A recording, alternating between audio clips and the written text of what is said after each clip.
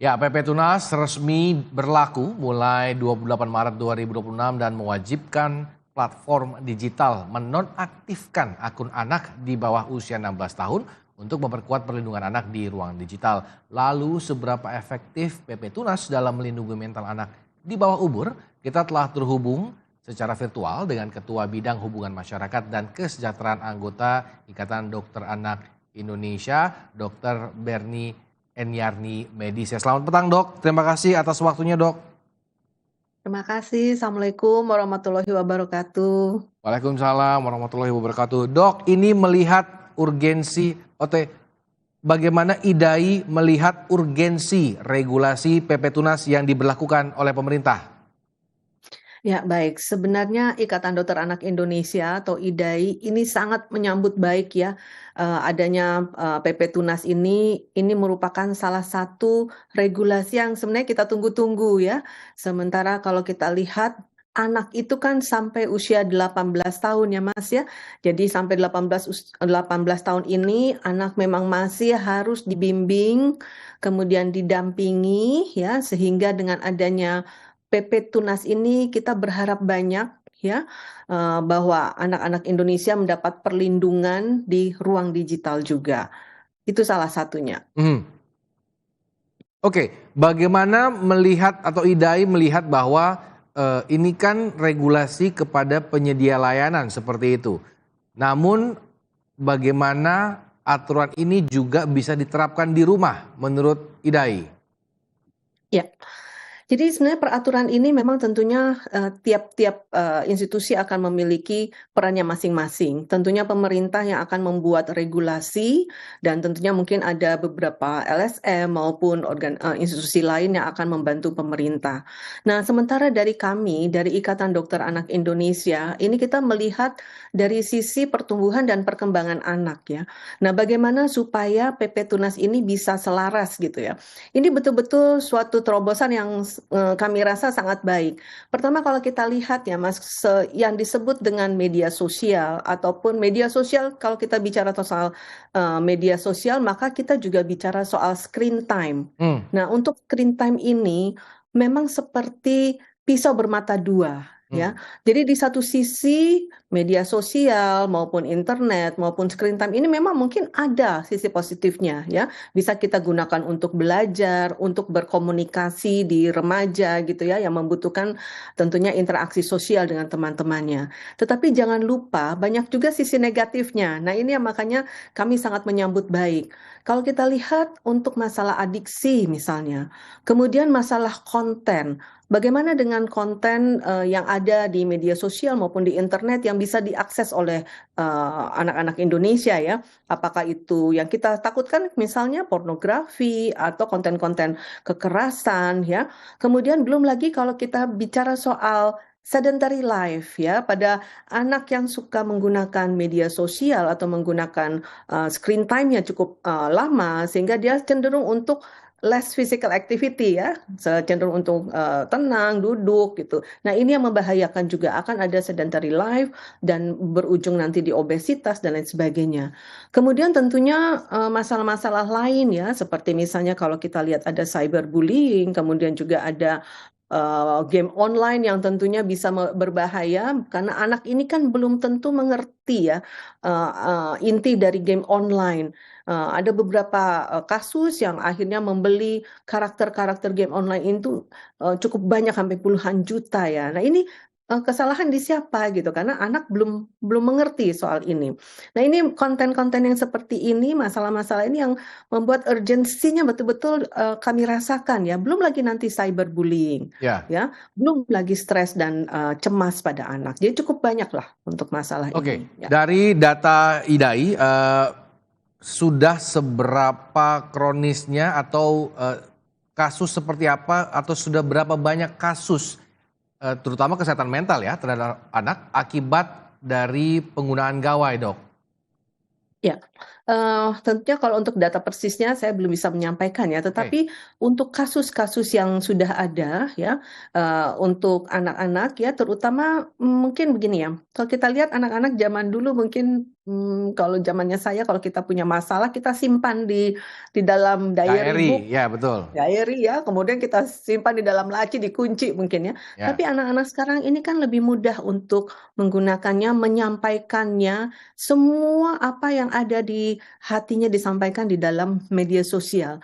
Dan ini apakah aman? Apakah tidak ada nanti orang yang take advantage gitu ya, oke. kemudian berusaha seolah-olah ini yang kita takutkan ya untuk child grooming Agrum ya. segala ya, yang seolah-olah dia memberikan rasa empati dan lain sebagainya, tetapi ujung-ujungnya nanti bisa membahayakan anak. Ya, ini salah satunya. Atau juga cyberbullying. Cyberbullying ini cukup banyak juga kasusnya ya, dan bahkan beberapa kasus itu berujung pada bunuh diri ya, karena cyberbullying ini berbahaya kenapa? Kalau bullying secara fisik mungkin berbahaya. Tetapi kalau di sekolah terjadi bullying skala fisik, kita bisa memanggil orang tua, kemudian datang ke sekolah, dan akhirnya bersalaman ujung-ujungnya. Tetapi kalau cyberbullying, seseorang bisa membuat kalimat yang tidak benar gitu ya terhadap Ya, seseorang, dan semua akan berkomentar, dan ini kita tidak tahu sampai kapan ini akan berakhir. Ini juga menjadi bahaya bagi anak-anak oke. kita yang Oke. kita kadang-kadang tidak pikirkan sebenarnya. Oke. Itu kira-kira. Dok, tapi tolong koreksi kalau saya salah, tapi banyak dari anak ini menggunakan gawai atau perangkat itu milik orang tuanya seperti itu. Ya. Nah, ini apalagi. Nah, di sini makanya salah satu yang perlu kita perhatikan ya, bahwa bagaimanapun orang tua menjadi orang pertama yang menjadi contoh bagi anak, dan orang pertama yang harusnya juga berperan dalam memberikan edukasi pada anak tentang penggunaan gawai yang benar, tentang menggunakan media sosial yang benar. Hmm, Nah, masalahnya kalau kita bicara tentang orang tua di Indonesia, kita bicara tentang orang tua yang sangat-sangat bervariasi.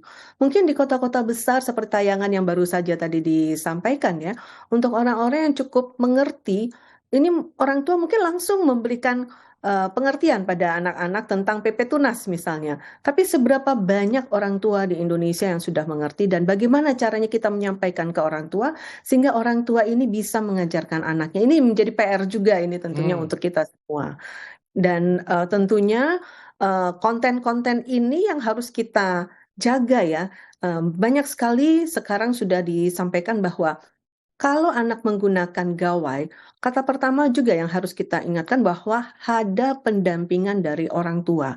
Sehingga anak tidak semena-mena bisa mengakses semuanya, tentunya ada proteksi yang bisa dilakukan oleh orang tua, dan tentunya mungkin pendampingan ya kepada anak. Ya. Oke, Dok, biasanya kan memang ya memang setiap ada pro pasti ada kontra seperti itu ya. Tapi memang kadang-kadang ada yang beralasan bahwa gawai itu memberikan gawai kepada anak adalah salah satu cara supaya mungkin orang tuanya tidak terlalu fokus mengurus anak, mungkin bisa mengurus hal yang lain seperti itu. Bagaimana para orang tua bisa mengatasi hal tersebut, Dok? Ya, ini PR yang cukup berat sebenarnya, betul ya. Jadi pertama mungkin kita tidak betul-betul yang seperti anak-anak yang sudah sekolah ya, tentunya mereka membutuhkan penggunaan gawai untuk keperluan sekolah dan pendidikannya. Tetapi yang kita harapkan adalah bagaimana dengan leisure time-nya.